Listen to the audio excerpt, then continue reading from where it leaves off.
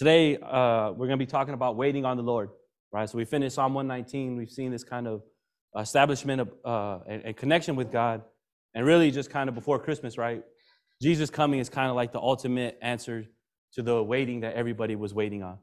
And so I thought it'd be fitting to talk about it today, of really just what does it mean to wait on the Lord, especially this week as we're kind of celebrating waiting on Jesus and Him coming. So please join me in prayer as we just kind of seek His words today. Father God, we just thank you again just for always being able to come together, always being able to be covered in your love, and just always having you in our corner. We just thank you for always being that good Father that continues to draw us close, that continues to be the example of what love truly is. Especially during this time, we get to celebrate the greatest act that you ever did, and that was sending down your Son. And so please just let us really connect to Jesus during this season, to remember why He came, and to really let that impact our lives as we continue to go forward in relationship with you, full of your love and full of the character that Jesus wants us to live with. And so we just pray all this in Jesus' name. Amen. All right. So obviously we're going to be talking about waiting on the Lord, right? This is the message I felt God wanted me to share. It's kind of funny that He's having me preach on waiting, because I don't know if any of you, when you see me, think, hey, that's a great person that loves to wait, right? I'm a very impatient person. I am super headstrong, always full of energy, always trying to knock down whatever walls in front of me. Even as a kid, right, like I used to, in the womb, like I was like always punching my mom, compared to like my brothers and siblings were always very calm in the womb. I was just like constantly like, let me out, just beating up on my mom. As a kid, I was always very impatient. I remember one time my dad had to pick me up from school, right? He was supposed to take me to practice. And so he was late. My dad's usually never late. And so, I was kind of rushing my dad, like, hey, hurry up. We got to get to practice, right? If I'm late, I'm going to get punished. And so as we're, leaving the school, there's the crosswalk to get into the main street, right? The street parking. And so as we get to the crosswalk, my dad's like, oh, wait, there's cars coming. So I looked at the car and I saw another bus coming. I was like, we can make it. And so I just took off into the street, right? And so my dad, as I'm running, I knew I could have made it. I was super fast as a kid. But anytime a car sees a kid run out into a crosswalk, they panic and just slam on the brakes, right? So even in this time, like the car stopped and then the bus really slammed on their brakes. And so as I crossed the street, I'm like, come on, Dad, what are you waiting on? Let's go. The bus driver kind of yelled out like, oh my God, like Joaquin almost gave me a heart attack, right? And so the funny part of the story is I actually never rode the school bus in my whole life. Because somehow the school bus driver knew who I was and what I looked like, right? So my dad was like, why does the school bus driver know who you are, Joaquin? It's like, I don't know, maybe it's because I'm an honor roll student, right? So, but obviously it's because I was a kid that I was always getting into trouble, never having the patience. And so as we're going to talk about this, right, there's two characters that we're really going to look at of really this waiting. How do we do it? The first one is David, and then we're going to look at Joseph, right? And there's a reason why we're going to look at both of them. The first one we're going to start with is David, and we're going to look at one of the Psalms that he wrote to us. So this is Psalm 40, and we're going to start with verse 1 through 3. I encourage you to read this whole Psalm on your own. It is a very good Psalm. I just didn't want to cover all of the 30 verses, right? We're going to try to focus on these first three, because once he establishes these three, the rest of the Psalm is going to be built off of what he shared in these three. So it's there on the paper with you. It's on screens behind me. It says, I waited patiently for the Lord. He inclined to me and heard my cry. He drew me up from the pit of destruction out of the miry bog and set my feet upon a rock, making my steps secure. He put a new song in my mouth, a song of praise to our God. Many will see and fear and put their trust in the Lord. And so here there's basically three principles that David kind of establishes of what it looks like to wait, right? Or why you should wait or how you should wait. And so the principles are wait patiently on the Lord. He sets you up on a rock, and then He puts a new song in your mouth, right? The whole new song in your mouth, I just kind of put it in like modern terms, like you're so full of joy, you burst into song, right? I actually love, man, the songs always match up perfectly. Where it's like even the good Father, right? Where it's like, what is it? Love so undeniable, peace so unexplainable, right? So that's what we're talking about. Like once you've waited, once you've heard the answer of God, that's the feelings that you get. Right, so this is the way they would say it is you get this new song in your mouth, you burst into song. Some people like to burst into dancing, right? But even just like those words, like you just feel this peace once you've finally seen God deliver. And so as we're looking at this, right, obviously we know David's life story. We know as a kid he was anointed, right? And he had to wait a long time. And during that waiting time, he had Saul trying to kill him. David had chances to kill him. David had chances to protect himself. He never took it. He always saw that I cannot hurt one of God's anointed, right? Like I would never go against God, so I'll keep waiting. Even in David's life, while he's waiting and being hunted by Saul, his one ally that's going to help save his life is Jonathan, who is the son of Saul, right? He has to wait and see if Jonathan's going to send him signals, right? There's all these back and forth where Jonathan's the one telling them when to run, when to stay. And so it's kind of funny that David has to rely on the person who is actually the heir apparent to Saul, right? If David is outside the family, he's not supposed to be the next king. If he's a threat to Saul, he's also going to be a threat to Jonathan, right? That's how the natural kings would work. And so this is where it's, David has a very unique story where he's always just waiting on the Lord and he trusts in him and he's able to just continue to just do this the right way, right? And so David, he kind of is our hero. He's kind of somebody that we look up to. But at the same time, who do you think David's hero was? Any clues? What do you guys think? Who do you think David looked up to? Did he just randomly know how to wait patiently on the Lord? So there's actually a clue in the Psalm. And we're going to go through Joseph's life. If you know his life, what was the first negative thing that happened to Joseph? He was thrown into where? A pit. Right? Joseph was thrown into a pit. And the rest of his life, we see the steps. He's got to wait patiently on the Lord. He's going to be, he had a dream. He knew what was going to be happen for his life. He got a very early anointing in a sense where God is telling him that his brothers are going to serve him. His parents are going to serve him. Right? So you can kind of see there's parallels in both their stories. Right? Both of them got a hint from God that they were going to be something special. And then they end up in these pits of destruction. Right? David waits patiently. He does everything that God wants him to do, right? He resists the slave owner's wife, right? She tries to seduce him. When he goes to prison, he keeps always working hard. He's always doing everything. Even when he translates the first dreams and he thinks he's going to get out, they fail to tell the Pharaoh his gifts, and he stays there longer, right? So he's this character that's now establishing kind of like a pattern that David would then follow as well. Right, so here we see, like, you can kind of see this parallel where it's like, okay, Joseph was looking at it. Because even in the end, it says, many will see and fear and put their trust in the Lord. Joseph lived his life to where now he's an example. He's a hero to all the rest of Israel. So now we see his faith in God is the reason why David's able to trust in God. You see how that works? David is not just a random person that just came along. He knows these stories. Even if you look at the bloodline, they're actually kind of close. They're actually related in a sense. Their stories actually come together. And we'll cover that later. But this is where we see, like, David has an example that's in front of him that's helping him wait on the Lord. And so this is where we obviously look at David, we look at these characters, but hopefully we look at Joseph a little bit more and a little bit more thoroughly to help us understand why we can wait on the Lord. And so with Joseph, these 3 steps are very key, right? You have to wait patiently on the Lord. You can't just be waiting.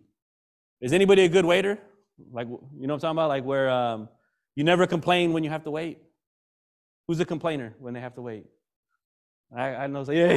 As I say, I was like, I've seen some of your guys' comments. I've heard them. No, I was just kidding. Right, but for the most part, right, as soon as somebody tells you, you got to wait for this.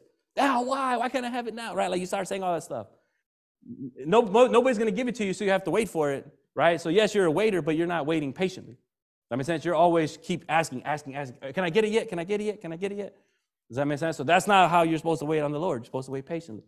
The next step, really, what we're going to talk about is He set you up on a rock. When you're waiting, right, and you try to make every single thing happen in your own strength, in your own ways, you're trying to set yourself up on the rock. You're trying to pull yourself out of the pit of destruction. You're trying to make your path straight.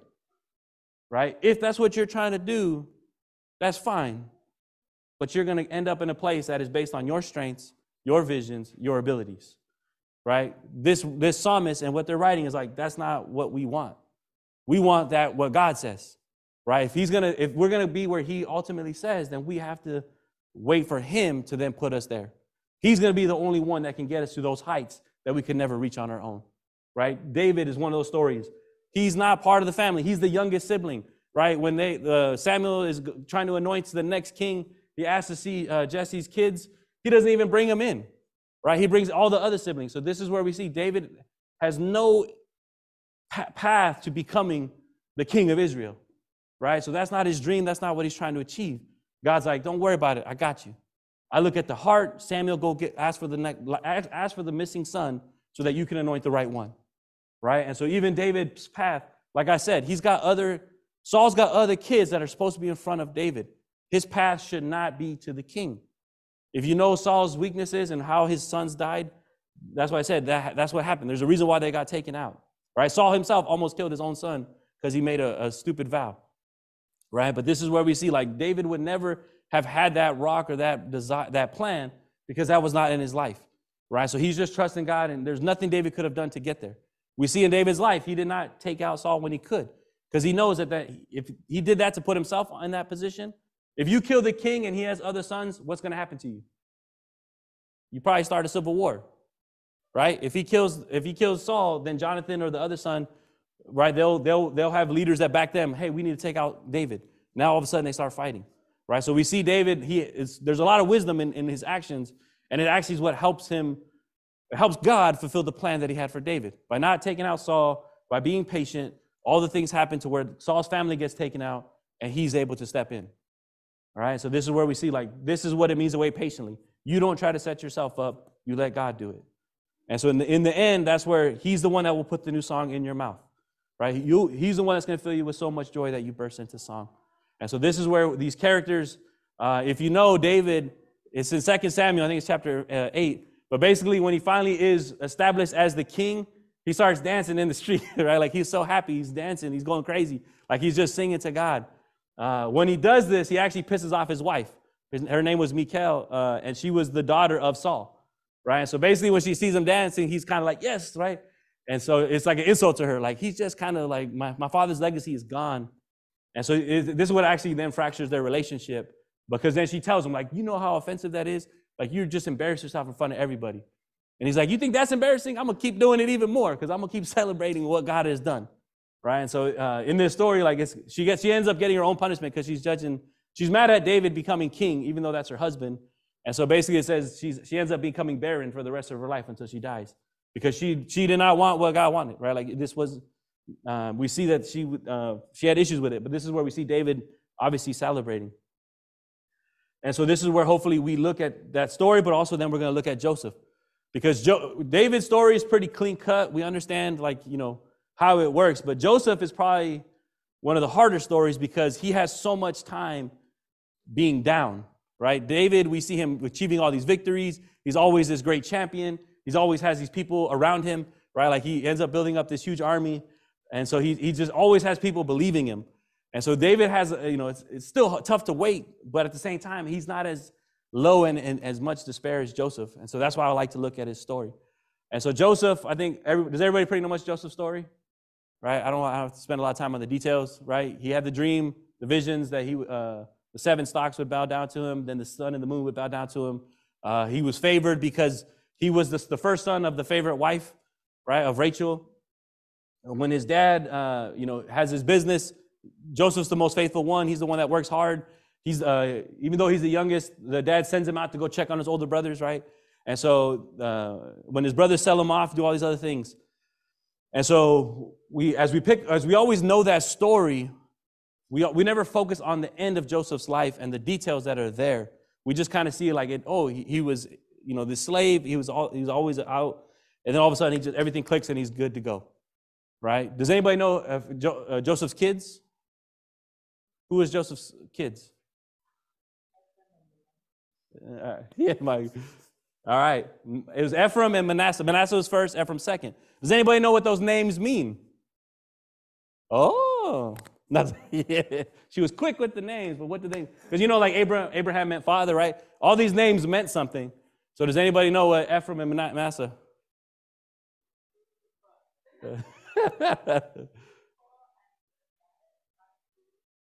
Okay.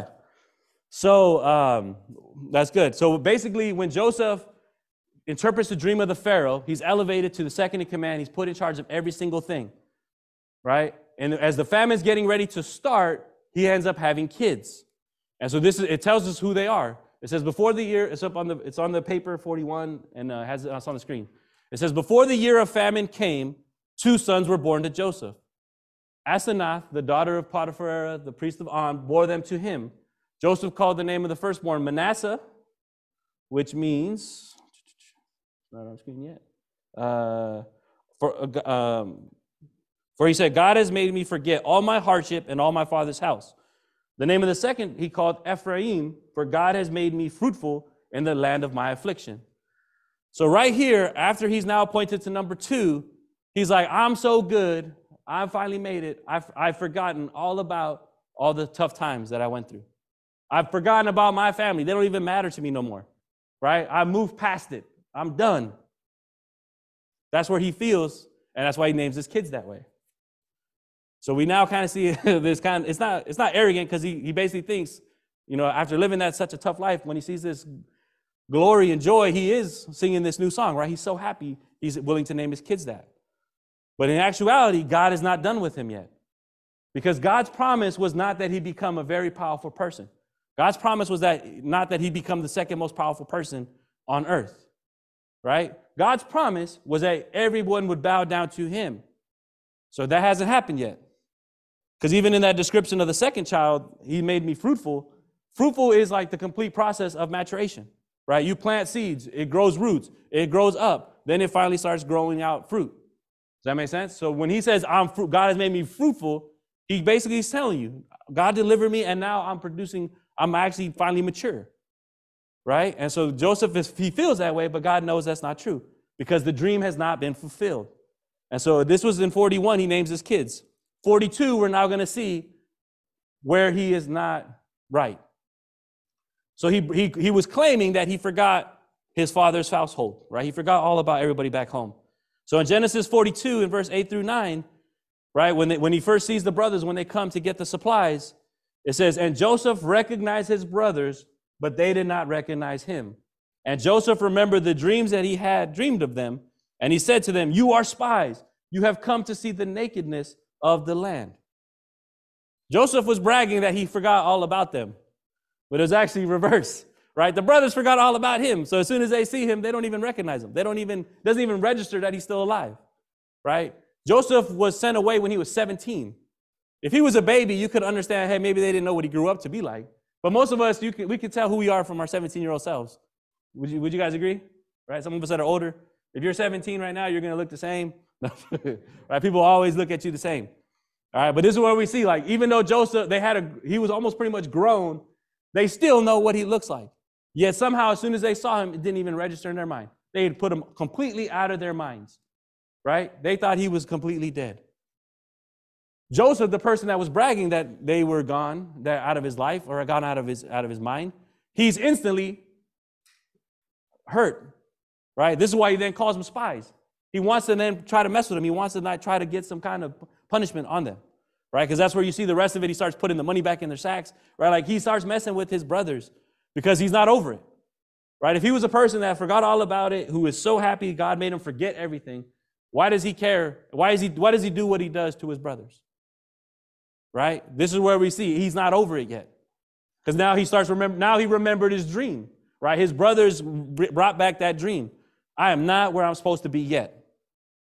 Right? And so this is where we see, like, Joseph he's still waiting. And so now we see this back and forth, right? The whole time, he tells them, do you have a brother? Do you have, that's when they tell him about Benjamin, right? Starts asking about his dad, right? So Joseph said, I forgot all about my family, but yet he wants to know about his dad. And he wants to know about the younger brother who shared the same mother, right? Benjamin was the second child of Rachel, who died giving birth to him, right? So now we see it matters to him, right? Now the pain is kind of coming back. So in Joseph's story, we see this test, right? We see this test. Has he really moved on, or has he really now become who he's supposed to be? And he has not. And so now most of us know Joseph's story, and we understand that it took a long time for him to get there. And some of us might ask, how come it took so long for God to work this plan for Joseph? Part of it had to do with the timing of the famine. At some point, God knew when it was going to happen, so the timeline matched when Joseph would be in jail, when he gets out, how he'd be able to be in the right time with Pharaoh, right? So we understand that there was a timing aspect for Joseph, that God was working things out to make sure the timing was right. But it was actually more than that, because God was actually also working on other characters at the same time. One of the people that God was working on is Judah. And so this is where, like I said, there's a link to David, there's a connection to it. So we know that Joseph's brothers threw him in the pit, they wanted to kill him, right? And so one of the brothers said, hey, let's not kill him, let's just sell him off into slavery. That brother was Reuben, right? So Reuben was the one that first saved Joseph's life. The other brothers were like, let's kill him, right? That's how much they wanted him gone. That's how much they hated him. That's how jealous they were of the younger sibling. Younger siblings, you guys know what this is like. All right, so now, right, we see, but Judah's actually going to change. So when they need to send Benjamin to make sure they get food to survive, right, Jacob is so hesitant because he's already lost Joseph. He doesn't want to give him up, right? And so Judah actually makes a promise to his dad. I will be in charge of Benjamin. Nothing will happen to him, right? If anything's going to happen, it'll happen to me, not him.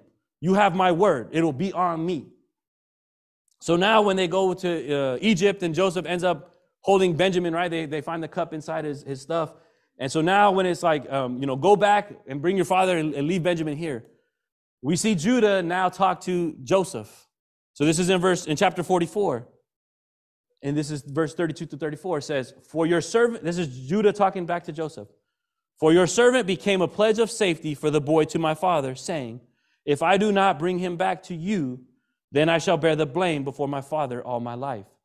Now, therefore, please let your servant remain instead of the boy as a servant to my Lord, and let the boy go back with his brothers.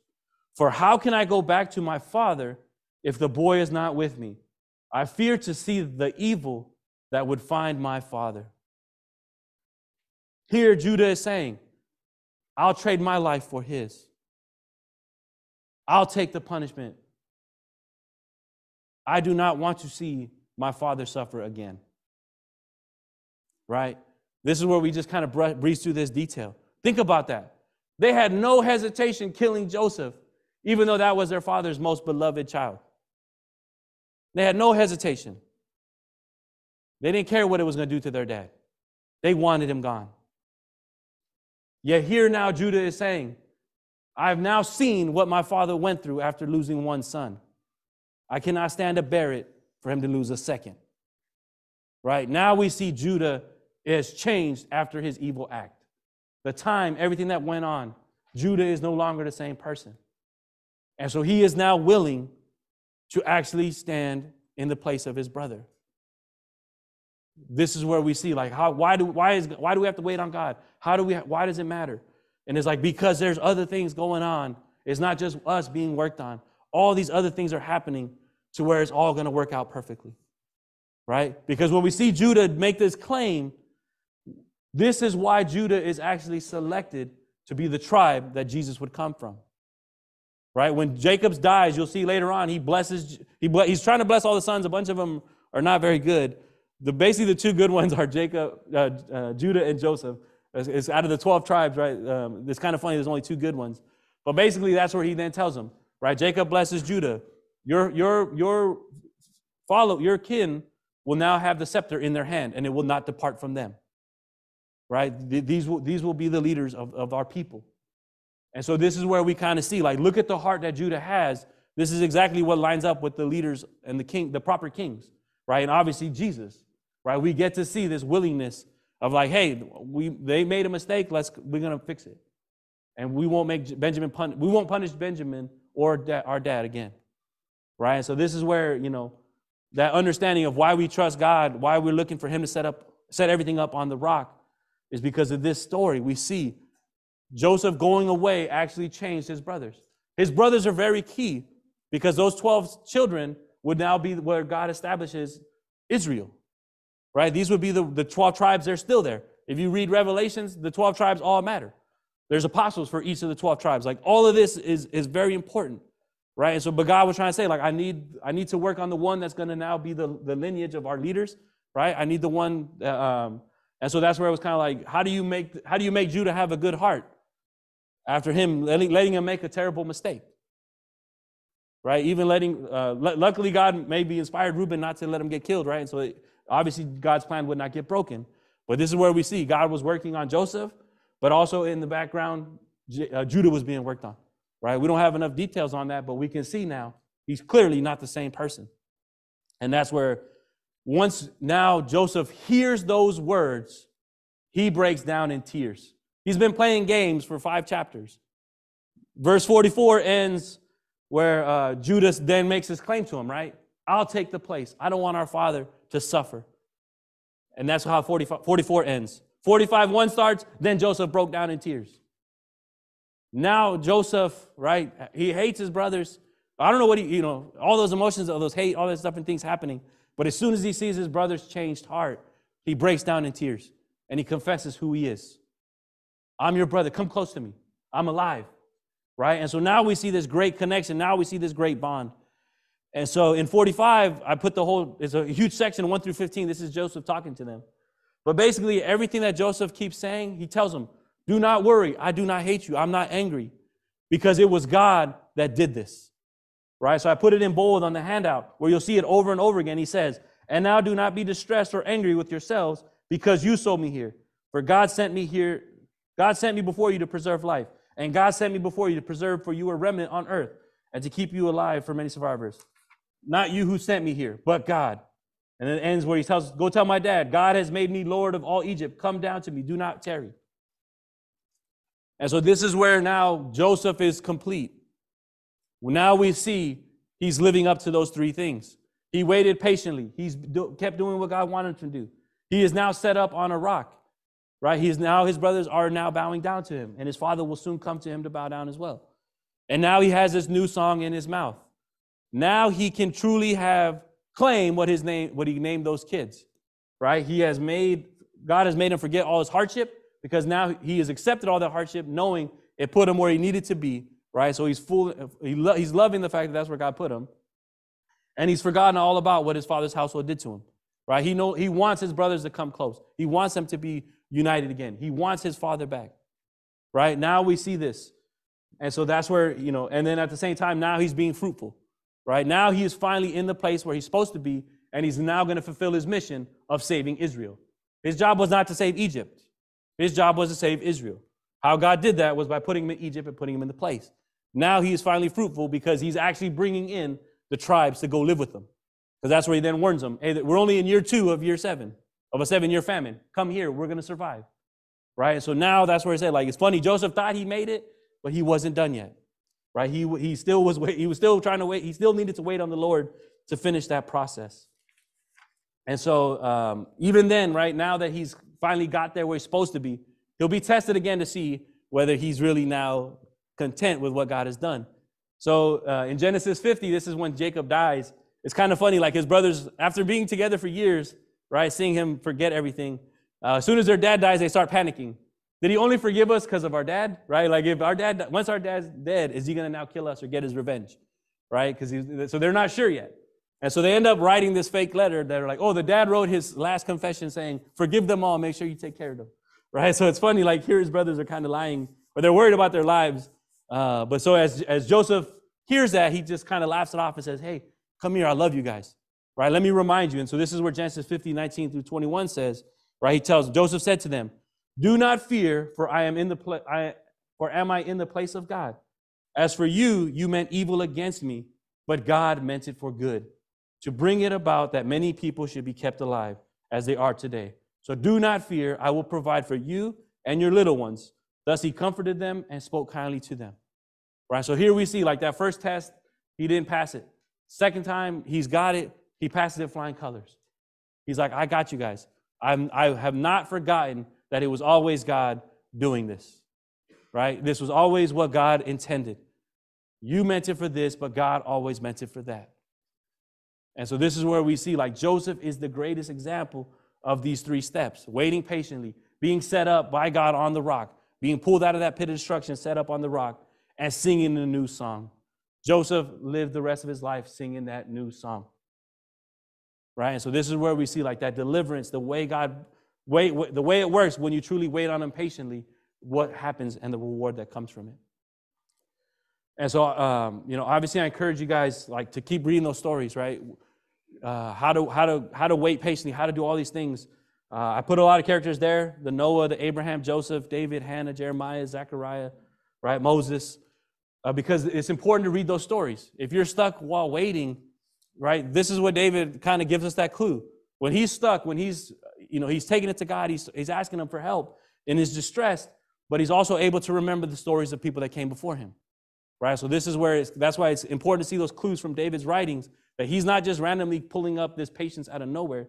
He had these characters to lead him forward, right? So if I put some little descriptions there, obviously you can read them later. I will talk about it a little bit more about the characters in a second.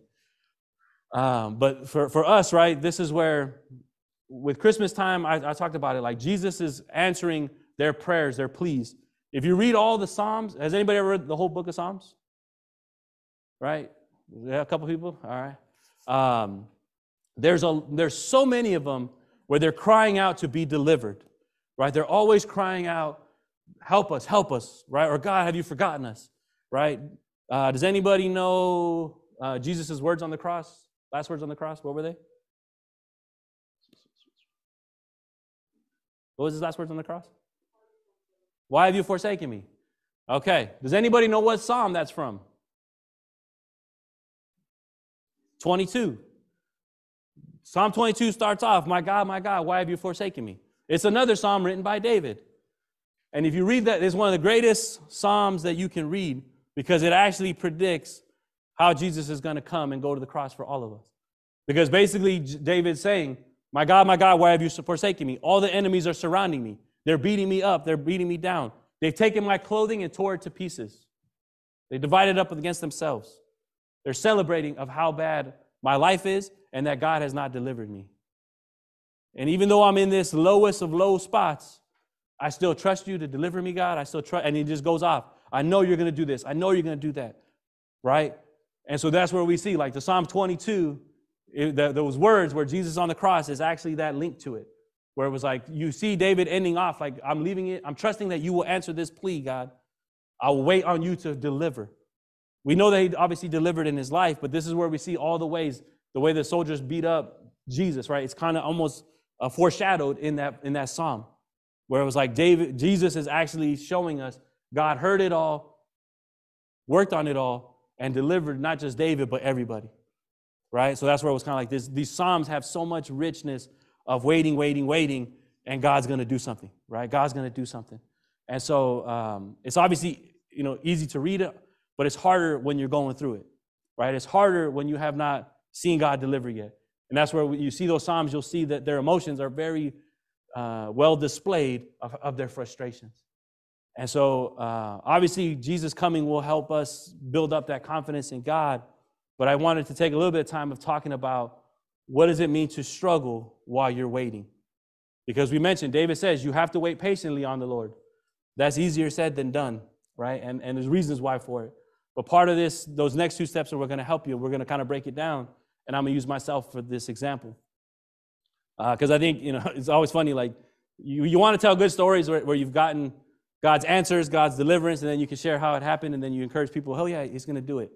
But in waiting, I think it's better to tell stories when you're still waiting about something, right? So for me, I've only shared this with a couple people, never in a group, mostly just one-on-one. But there's something I'm waiting on God, and I've been waiting on it for a while now, probably over 9 years. For me, I am not my same self anymore. I barely have like 60 to 70% of my strength, physically, mentally, spiritually. I've never been the same since Afghanistan. None of you knew me before, so obviously you can't tell what was the original. But for the most part, I barely have the strength that I used to have. I still can do a lot, but there's reasons for that. But when I first got back from Afghanistan, I had everything set up in my life. I had all the money set aside, so I was going to go to seminary. I was going to finish my degree. I could go buy a house at the school I was going to go to. I had, all my benefits set up. All my school was going to be free. And I had 3 months to kind of start training, get back healthy. And I had 3 months of paid vacation from the Army. I had saved up over 89 days. So I basically I was going to have all this time to travel. Everything was looking perfect for me. And so in the first 3 weeks, I started training, right? I started picking back up all the things, my physical fitness, nutrition, things like that. I was really trying to get back to my best self so I could transition out and be the best pastor I could be, right? And so everything, I was like, man, it's like God created this nice little perfect opening where it's like, now I can rest, now I can finally have no pressures on me. I could just do me and God, right? I really dedicated myself to reading again, right? Doing all this other stuff. And so I was eating vegetables, Margaret. I was eating them like 3 times a day, right? Every single day, because I wanted to get strong. I was training. And so after 3 weeks, I was almost there, right? I was almost in peak shape, like all my conditioning, running, strength, my discipline, reading the Bible, even being able to cook for myself, doing all that stuff. Like I was like, man, I'm on such a high right now, right? Like I feel like I'm going to have so much momentum, and I'm really going to now be who God made me to be. And after that 3rd week, all of a sudden I hit this wall. Bam, all my strength was gone. All my drive, all my will, like I just could not do anything. If I didn't have an appointment to meet people, or if I didn't have a certain job to do, I just wouldn't just sit there. Like I could not do anything. Like I was literally just kind of like frozen a lot, just sitting around. And so even then it was like the person that was always high energy, things like that, I just didn't have it anymore, right? And so I kept trying to push it. I had good friends in the Army that were with me. They were trying to drag me out, pull me up, like, oh man, like you've been there for us, let us be there for you. And I tried, right? Like I had a good community, it didn't work. Week after week, I just kept getting worse and worse and worse. I could not figure it out. And so I kind of took it to God, right? I was like, God, why is my strength, God?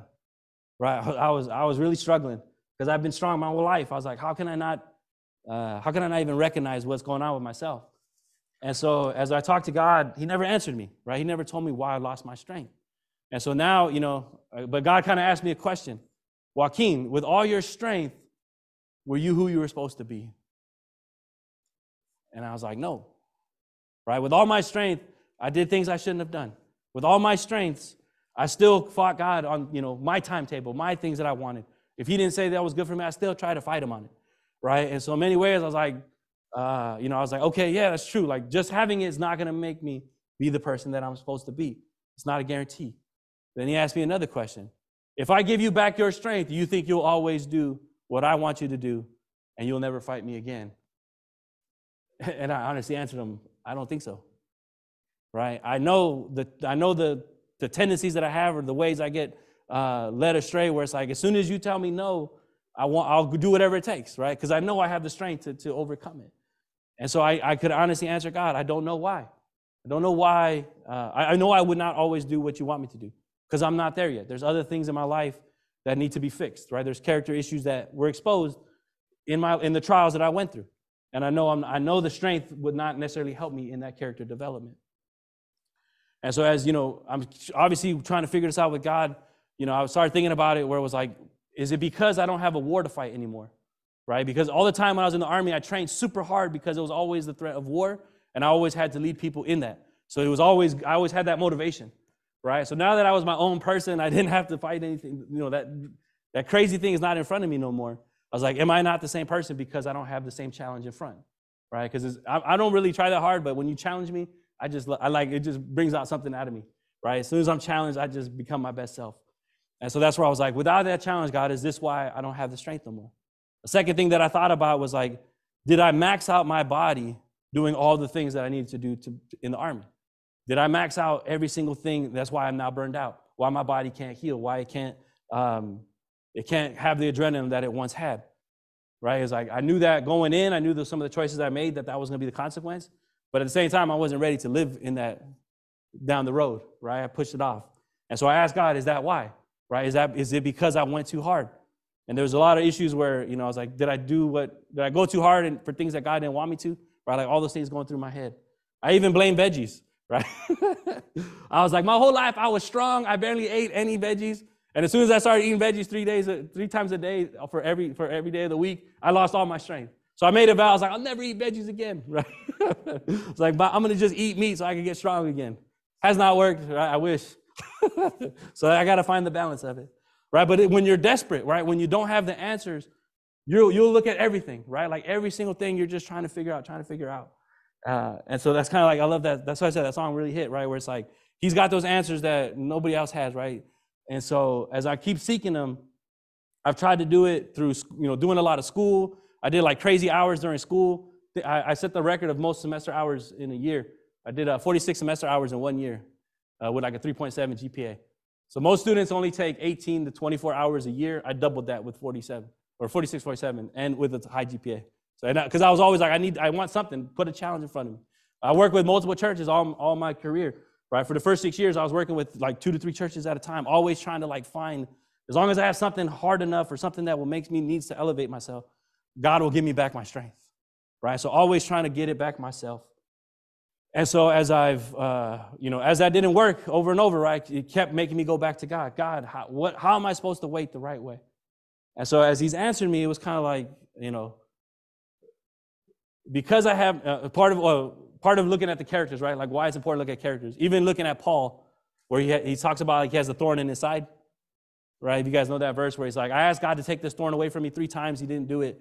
And he basically says that his grace is sufficient enough that, that will actually help him continue to stay on the proper path, right? Like the suffering that Paul's going through will actually be used by God to help him stay true, right? So even for myself, I thought about it in my own situation, where it's like when I have all the strength, I very rarely ever consult God, right? When I have all the strength, all the energy, it's very easy to just do whatever pops in my mind, whatever anybody asks. And because I have no strength now, because I can't do anything unless God's like, yes, I'll help you with that, right? It has forced me now to always ask him for the strength, right? Something that I never did as a kid, never I did as an adult, right? It was like, because I don't have the strength, it has now made me more dependent on God. So you guys see me do a lot of work here and you're like, okay, but every single time I'm like, I don't know if I'm gonna be able to do it, right? Every time they ask for a task or things like that, in my mind, I was like, I don't have the strength no more. Or I don't have the mental strength, like the abilities that I used to have to put everything together to be flawless in execution. And so, but I'm like, God, if this is what you want me to do, I'm gonna try it. I'm gonna step out in faith. And if you supply the strength, it'll get done, right? And he's done it over and over and over again. And so this is where it's kind of cool. Like everything that I do now, I really can't take no credit for it because I can't do it myself, right? It really has become dependent on God. And so this is where I don't know why God did it. I still don't know. I know it's something that we're working on. Obviously, there's other things I got to work on in my life, and I know that, right? So I don't know if God will ever bring back my strength. It's something that's where I'm waiting on that answer. But at the same time, I also know I don't necessarily need him to give me back that strength, right? This is where it's I'm now in that acceptance phase where it's like whatever he wants, whatever he's going to do, that's what I care about. I've tried to pull myself out of that pit. I've tried to pull myself out and use all the things that I know to put myself back up on a rock, and it don't work, right? So this is where I say, like, I'm at that point where I'm ready to finally say, okay, God, I completely submit to you. I completely submit to your timeline, to your timetable, to your visions of what you have for me, right? It's like I'm finally broken in the right way, right? And so this is where, like I said, waiting is difficult. It's tough. You're not alone. But in here, right, like this is where it has allowed me to be closer to God. And it's kind of funny, like my life is still pretty short, right? Like I've shared before, like it took me 23 years of training to do all the Army stuff, right? Like my whole childhood since I was 5, I knew that life was there. I did all kinds of crazy stuff to prepare myself. And I can't tell all the stories because they're not allowed in church. But that's why I said, like, it was always like in my mindset, I need to prepare, right? So for all my youth, I was preparing. I did it for 10 years. And so I've only been out of the Army for 8 years. So it's kind of like 23 years of one way of life, and that was all my foundational years. It's kind of funny that I think 8 years has been a long time, right? I feel like God should have done it in 8 years already, or he should have done it in those 2 to 3 years when I was out. I have like this, it's so easy to undo it. God's so good. He's so powerful. He should have been able to do it. But then it's like, that's not how it works, right? If I did all that stuff, there's a lot of things that God will have to work on. This is where for myself, it's like, okay, how do I get the perspective of God's timetables, not mine? And that's where reading those characters helps, right? Some of these guys, Noah, Abraham, a lot of these people that had to wait for their children, right? They were like 70, 80, 90 years old. Even Moses himself, he was on I call it the 40 plan, right? Where it's like his life, everything happened in 40 years, right? That was the next step of his life, came after 40 years, and then 40 years, and then another 40 years. And so when we see God, like he's so faithful, we see him delivering all these stories, but it takes time. It's just our human nature that we want it so fast. We want it when we think we deserve it. Or we want it when we think this would be the best way to do it, right? And so this is where, like I said, Joseph's story took him a long time to develop. It was other people being developed. I can read that story. I can be reminded where it's like, okay, like God's developing something else, right? He's doing something that I don't even know yet, and that's okay. I still got to spend time with him. I still got to spend time looking for him. And so, but in this waiting time period, it allows me to get closer to God because I don't know the answer, right? And so this is where I put the applications there for you guys. This is basically what I came up with out of reading all the Psalms, some of the things that they shared about the way they've handled waiting. I've kind of condensed it for us. And really, this is what I'm going to be doing the next week as I'm kind of waiting to celebrate Jesus coming back, really being reminded of God always coming through. And so the first application is share your frustrations with the Lord, right? The psalmists, they're writing literally their heartache. They're writing their distrust. They're writing about their frustrations. I was talking to some of the young adults about this, where it was like, the funny thing is when you share your frustration with God, he's actually going to share them with you right back, right? Because I'm frustrated with God's timetable. I'm always this. I know what I feel. But when I take it to God, he kind of reminds me of too. You're frustrated, Joaquin? What about me? Right? I've been frustrated over and over because of you. Right? You think it should have happened faster? I'm saying the same thing. He's like, he's like, Joaquin, right? Like, he's just like, well, yeah, But the beautiful part of when God's sharing that, it now bonds you together. Does that make sense? Because when God shares his frustration, he's not sharing it like, I'm done with you. Or I can't believe, I chose you for this path. That's not how it works. God's more like, I'm frustrated that it hasn't happened because you've had these other things in your life, but let's now do it together. Does that make sense? He's like, yes, we're both frustrated, then let's work together. Right? Like, this can actually bond us more than we've ever been bonded before. It can make our relationship stronger. It can make you look to me more. You will now look for me to set you on the rock. Now, if that's the case, we're good. We're golden.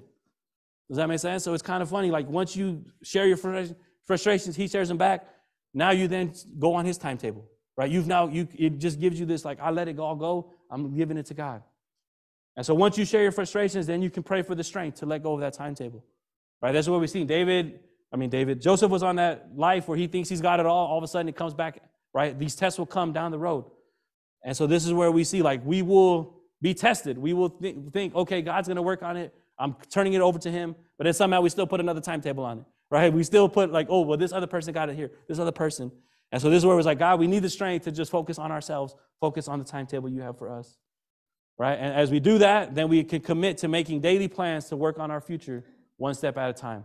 This is where we see Jesus kind of come in, like when he talks about anxiety, things like that, where he's like, just worry about that one day. Do what you're supposed to do one day at a time.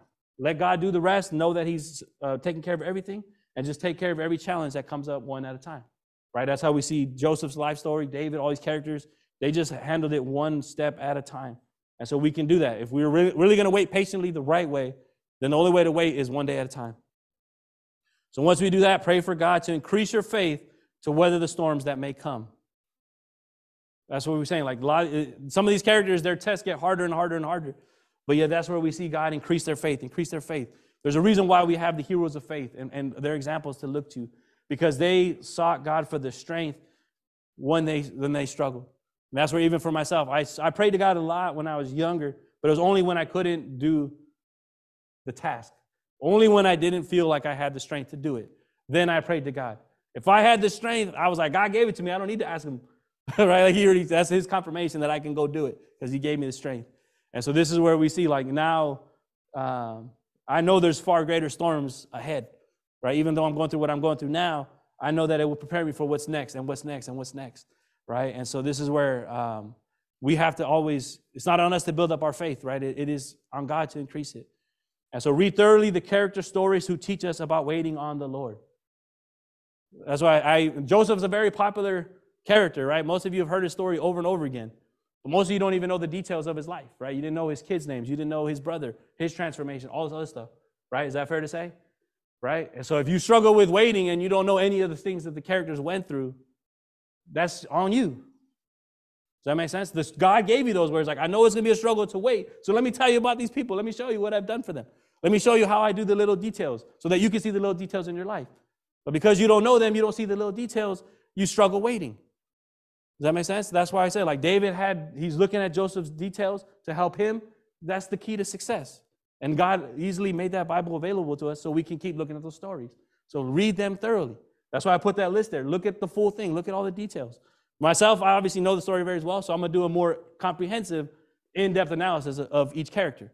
That makes sense? Like, in seminary, I took one class on just Abraham, chapters 12 through 16 of Genesis. It was 3 months long, 4 books, 300 pages each, just to study Abraham's 4 chapters. And it was one of the most rewarding classes I've ever took because of all the details, all the extra things that were in the story that I didn't realize. That is, we just kind of brushed through, right? So I'm going to do the same thing for each of those characters because I want that help while waiting. I know there's no way I'm going to help myself while waiting, right? My mind is what it is, and it will obviously be frustrated. That impatient side will always be there, so then I'm just going to study those characters that God worked with, right? And I encourage you to do the same. And so the last thing is spend time talking to Jesus this week about trusting him more as we celebrate his coming to end the ultimate waiting period. I talked about this the last sermon I gave where God kind of removed his voice, right? He moved his presence from them. And he told them, one day I'll be back. One day not only will I be back, but I'll be in your hearts always. Does that make sense? So Jesus is the one that seals that. And so knowing that if you're struggling with waiting, this is the greatest season to really connect to God about waiting and being answered. Because that is what it's all about. Jesus literally coming down is about God answering all the pleas and cries of his children from all the generations that were in the Bible. Their pleas of being free from their enemies, from evil, from sin, how sin has taken them away from God's presence. You'll see plenty of those cries where it's like, God, why do I keep doing these things that pull me away from you? Jesus would be the answer for all of us that are the answer to all those prayers from the Psalms. Does that make sense? So really spend that time understanding that this is the season of how God shows you waiting for him always turns out fantastic, right? And so let that be this season to actually focus on that, to then be charged up for whatever's coming next. I mean, it says Easter and resurrection, that's about sacrifice for sin. That's something that's obviously important, but this season really is about God delivering and answering. And if you wait, he'll come through. All right, so just please join me in prayer then as we kind of seek God to